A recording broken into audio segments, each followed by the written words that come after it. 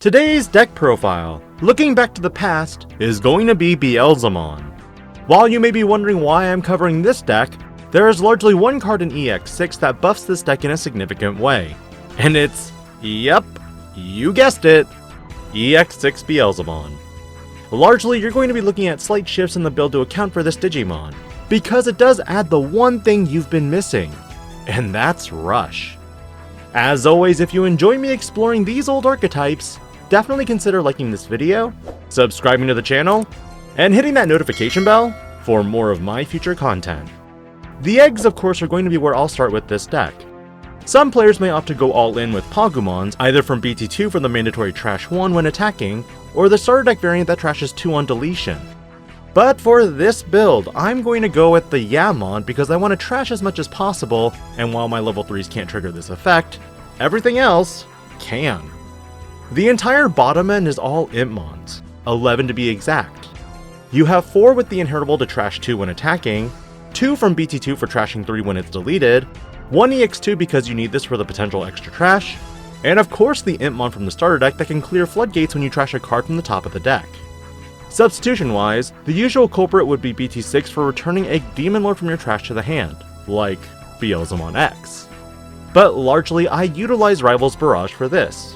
But other than this card, I have no other substitutions. For the level 4s, Wizardmon and Witchmon are the default cards to go to. With Witchmons, this card is used to mainly fluff out the rest of your level 4s, mainly because when you Digivolve with this card, it trashes 3 from the top of the deck. Promo Wizardmon helps manipulate the top of the deck when you attack and isn't once per turn. And the Wizardmon X does the same thing inheritable wise as impmon X. Its main effect though when Digivolving lets you trash 2 cards, but if you Digivolve on top of Wizardmon, you gain blocker instead. Again, up to here, your bottom end is pretty standard. With the level 5s, this is where I've tweaked it a little bit. BT10 baalmon is run at the most copies now because of the fact that regardless whether it's yours or your opponent's turn, when it's deleted, it will spawn Beelzemon if you have 10 or more cards. This means when you spawn a certain Beelzemon, this adds a control factor or even the aggro necessary to win that turn. But of course you have the baalmon from the starter deck for the extra DP and the baalmon X for getting back that X antibody. Depending on what makes you feel comfortable, you may feel the need to go after that X antibody option card more frequently, especially if you're only on 1 copy. baalmon X can retrieve this, which makes it very beneficial. With your level 6s, this is where you can be very flexible as well. For aggro potential, you'll for sure want to run 2 Beelzemon X, because trashing security is even crazier. You'll want to lean more into the starter deck Beelzemon and the new EX6 Beelzemon for the rush factor. With the starter deck variant, this card has some control potential considering if a card is trashed from the top of your deck on yours or your opponent's turn, you'll gain 1 memory for every 10 cards in trash. Just make sure you keep track of how many cards are left in deck. On your turn, when a card is trashed from your deck, this Digimon gains security attack +1. Considering EX6 has Rush, and you can Digivolve a Digimon by 2 if you have 10 or more cards in your trash, that's some good added control as well to prevent even Blast Digivolution. But if you want some control elements still, EX2 Beelzemon still isn't a bad option. Lastly, the only level 7 in this deck is going to be the starter deck Blast mode. Again, if you're going the hyper-aggressive route. You don't really need more than 1 copy in my opinion with my preliminary testing, and if you're going control, you could use Shine Greymon Ruin mode. Considering that EX6 Beelzemon could de-Digivolve enough to make that 5000 DP reduction effect even more effective. But past this, you have your standard lineup of Tamers and option cards.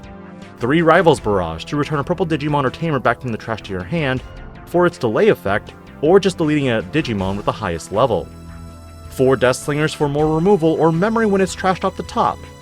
2 Wisdom Training, and 2x Antibody. Do you necessarily need 2x Antibody?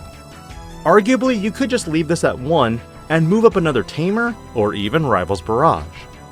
Lastly, the deck is rounded out with 3 to 4 copies of Ian Mako. I'm on 3 right now because you really only need to see 1 to make the whole process work. On play, you can add any Digimon in the deck considering their Evil, Wizard, or Demon Lord trait. And when you Digivolve, you can suspend this Tamer to place 1 card from your hand on top of the deck to gain 1 memory. Meaning you can do this, then trash cards via your when Digivolving effects to potentially gain even more memory. While Beelzemon isn't going to be heavily represented in the current format, there's no denying that the aggro potential is even stronger now with EX6 Beelzemon. While I did give negative marks in my set review video in regards to its secondary effect, that rush element is definitely strong enough to let Beelzemon stand on its own. And ultimately, this is why while I may have a different view on my first impression, the test and growth is the real fun part. What are your thoughts on this deck, and do you see yourself playing Beelzemon anytime soon? Let me know your thoughts, and I'll catch you next week on more Digimon. This is Digi-Panda, logging out.